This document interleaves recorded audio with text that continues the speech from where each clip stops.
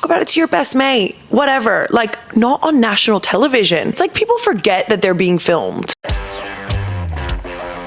Thank you so much for coming in, Sarah. Thank you for having me. My first question is something that we have all been dying to ask you since your season last year. Sarah or Sara? What do you prefer? God, how have we still not gotten it? It's Sarah, but it is spelled Sara, so I can understand. But yes, Sarah. Where did the confusion come from? I have no idea. I think it was because Tim was calling me Sara, and then I think because it is spelled Sara, then there was other people saying Sara, and then I didn't really correct people until like after a while when everyone was saying it. I was like, okay, now I've got to say it because no one's saying it right.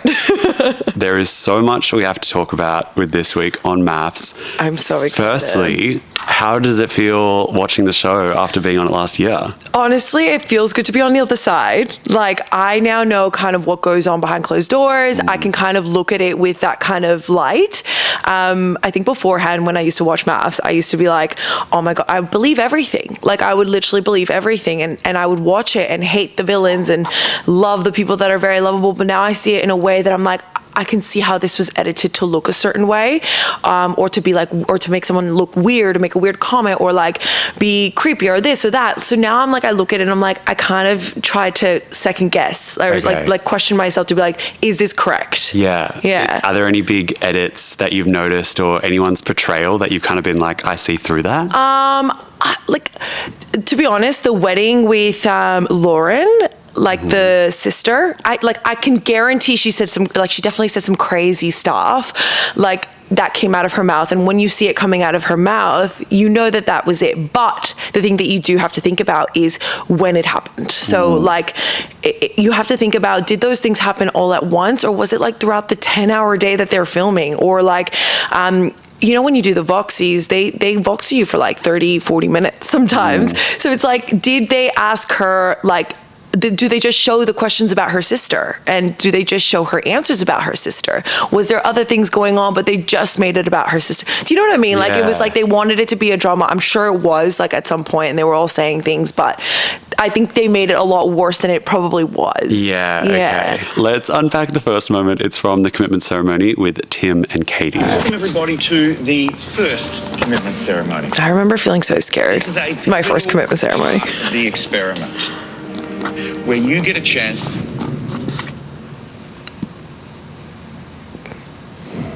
The audacity of this man. And like, surely he was already there. Like, the producers would have just gotten him in. They did that for like dramatic effect. See, this is another thing you have to think about. Producers, this is what they do. Do you think maybe Katie was trying to save face? Because she had a huge body blow where she's feeling rejected. I understand and that. she was indignant and wanted to see what would happen. Well, there hasn't been any indication that she has. What? I came here for love, not to do work. Oh my God, he's nitpicking the tiniest little things. Like, she probably whipped out her laptop one time. And for me, building that spark is by getting to know someone. The only thing Katie knows about me is what I said in my vows. Oh. So after we left for honeymoon, I was hoping that's an edit right there, though, and I would get something, because we spent all that time together. What, the whole 48 hours we knew each other? Yes, Katie, she's got the power now. Obviously, the producers would have held Tim. Yeah, absolutely. Made him interrupt John. He's in the back. He's in one of the rooms. Yeah, tell us how the producers kind of organize when you walk into a dinner party or a commitment ceremony. Well, like, we all get Ubers there. Like, it's all organized. Everyone goes one by one with their couples. Like, Tim wouldn't have just gotten there by himself. Like, there's producers at the front door, downstairs before the lifts, so like they would have seen him come in. Like, it's not like it was last minute. They would have held him. They would have been like, this is perfect. Like, dramatic effect. Let's hold him back here. Yeah. John was going pretty hard at Tim. Yeah. From your experience, what is it like being on the other side of the couch? From your experience as someone who has been, you took a lot of shit from John. It's like being on the other side of John's fury. Terrifying. He is the most terrifying man ever, but like the loveliest, like off camera, right? Okay. Like, they're all so lovely, but like on camera, you're just like, oh my God, they're gonna give it to me. I remember going into every single commitment ceremony, even if it was a good commitment ceremony, I just remember feeling like the nerves, like, because you just never know what they're gonna say, or you could think that you're going well, but then they pick something that they feel is not going well, you know, or it was always just very confronting, I think. So it's a lot to have that happen. It's interesting as well because, I mean, the experts weren't giving Tim much room to explain himself, I guess. Like, they were very much Team Katie. Yeah. Did you ever feel like the experts kind of had a predetermined narrative about your time on the couch? I don't think that they can be on both sides because the drama, like, you won't be entertained by that if they're trying to find the good in both people. In therapy, that's what it is. In therapy, you go, okay, well, maybe can you see how Tim might feel this way, or can you see how Katie might feel this way? And they try to get each other to see each other's point of views. Even though what Tim did was horrible, like everything he's said and done, I think is terrible. But I think with therapy, you try to see the good in both, or try to find a solution for both.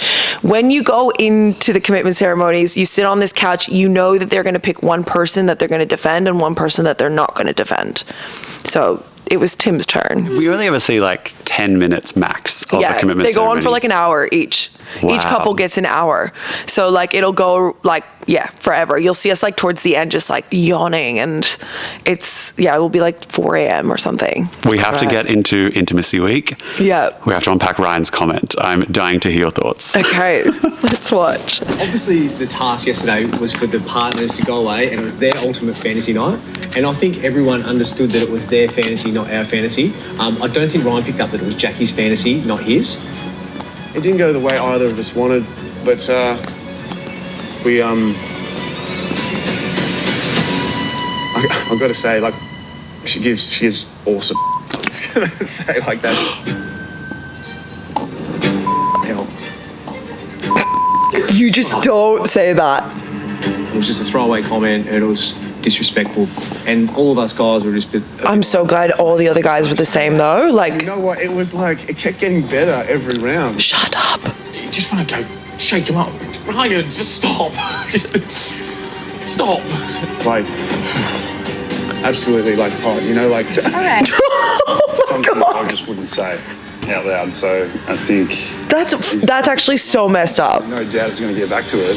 What? I would be so embarrassed if Alessandra, well, to say that firstly, but for Alessandra to be like, okay, that's enough. Yeah. Surely you'd realize, oh, maybe I shouldn't have said that. No, absolutely. How would you have felt if Tim had said that in the experiment to the other boys? Like, disgusting. Like, I would feel so exposed. Like, I just feel like you don't talk about the dirty details. I mean, like, talk about it to your best mate, whatever. Like, not on national television. It's like it's like people forget that they're being filmed. Like, everything that you say is on camera and could be shared with the world. So watch what you say. Did you and Tim ever have that discussion of, okay, let's keep certain things private, or was it just come naturally? No, we never spoke. Like, I just think it's like an unsaid thing. Like, you should just know that the dirty details of your sex life should not be shared with the world.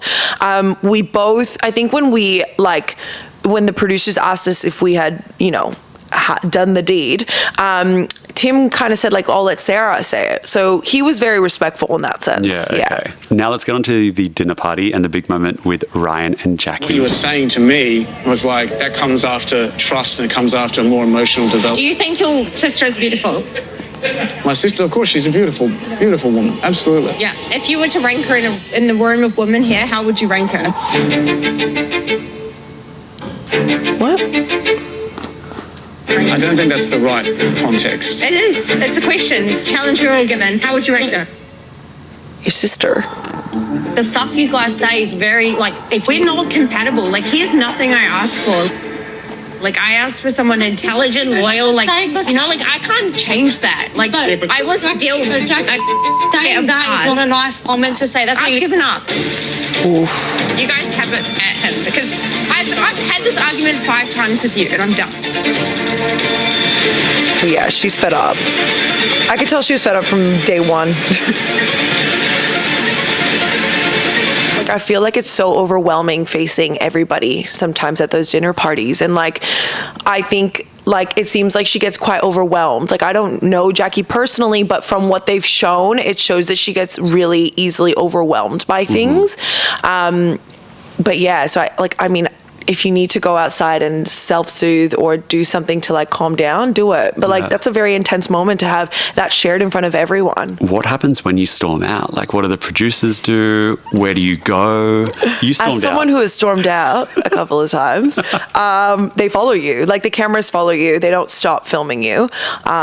Even if you like stop filming, like they just follow you to wherever you go. If you like run into the bathroom, they just wait outside for you.